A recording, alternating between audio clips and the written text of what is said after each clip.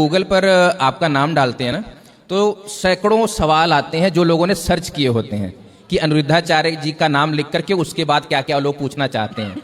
उसमें से एक सवाल बार बार आता है कि महाराज जी एक कथा करने का कितना पैसा लेते हैं?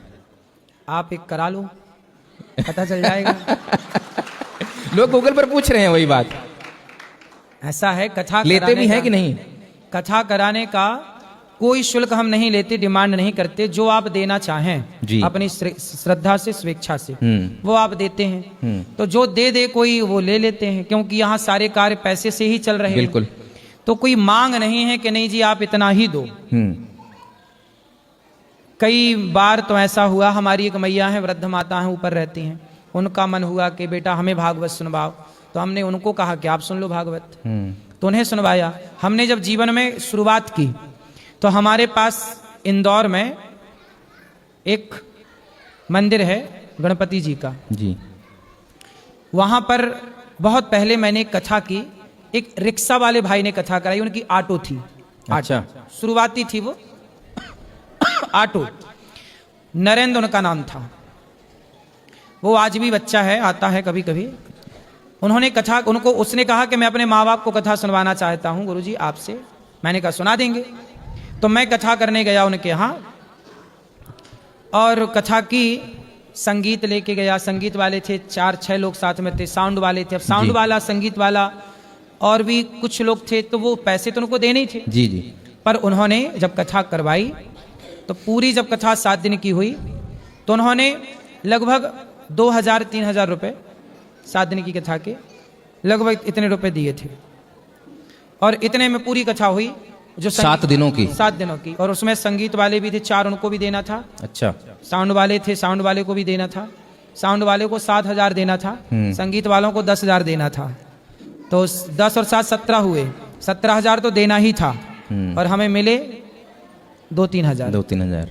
तो उस समय भी कथा की और कोई शिकायत नहीं कि नहीं जी तुमने क्यों नहीं दिया। ठीक है, तुम्हारे पास नहीं है, तुमने नहीं दिया, तो कई डिमांड तो नहीं हुई। और भी कुछ कथाएं हुई। एक मैया मेरे पास 7 दिन की कथा सुनाई। और संगीत वाले तो देखो साथ में रहती थे जी। अब उनका तो परिवार, उन्हें तो देना ही है ना।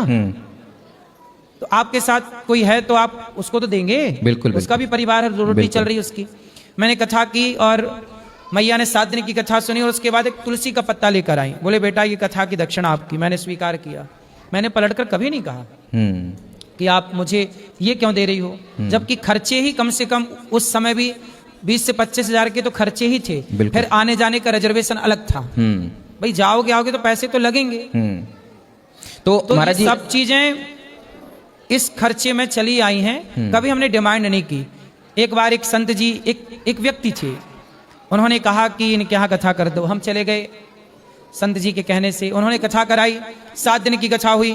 हमने कहा भैया आप दक्षिणा दे दो। ये सब संगीत वाले और साउंड वाले और सब कैमरे टीम वाले सब दक्षिणा दे। अरे बोले आप 2 घंटे रुकिए, आ रहे हैं। 2 घंटे रुक गए, अभी तक नहीं आया कोई। अच्छा बोले 2 घंटे और। 2 घंटे करके भैया पूरा दिन खत्म हो गया। पैसे नहीं दिए, 1 रुपए नहीं दिया। 1 रुपए कि चलो 11 रुपए तो दें, 1 रुपए भी नहीं दिया। और हमने सारी टीम उठाई, सब कहा आप चलो घर चलते हैं। ले आए। जाने का किराया, जबकि वो हमारे यहाँ से 500 किलोमीटर दूर। अब 500 किलोमीटर दूर जाने का रिजर्वेशन उस समय 300 रुपए एक व्यक्ति का रिजर्वेशन में खर्चा था। तब हम लोगों की टीम ही कम से कम 12-15 लोगों की थी आराम से। ठीक है। अब ये सब सिस्टम, साउंड सिस्टम का पैसा देना पड़ता है, संगीत वालों को देनी है ना सब। जी। लेकिन उन्होंने 1 रुपए नहीं दिया। और वो कहते कि अच्छा बोले आप जाओ कल देंगे। उन्होंने क्या बोला कि अच्छा आप लोग जाओ, हम कल आपके खाते पर। वो इस बात को आज ना 10 साल से ज्यादा हो गए, आज तक ना उन्होंने 1 रुपए दिया, ना हमने उनको आज तक फोन लगाया कि 1 रुपए दो। कोई चंडीगढ़ में बैठा है, कोई अमृतसर में है, कोई बनारस में है, महाराज जी को बुलाना चाहे प्रवचन के लिए तो क्या दिमाग में रख के चले अपना खर्चा? खर्चे आप खुद देख लीजिए कि हम बता देंगे आपको ना खर्चे जी, कि खर्चे इसका इतना है, इतना इसका है, इसका इतना है। वो खर्चे दे दीजिए, हमें कुछ मत दीजिएगा। हमारी कोई डिमांड नहीं है, आप हमें आशीर्वाद दीजिए बस। बाकी जो टीम होती है जी, उसे आप संतुष्ट कर दीजिए बस।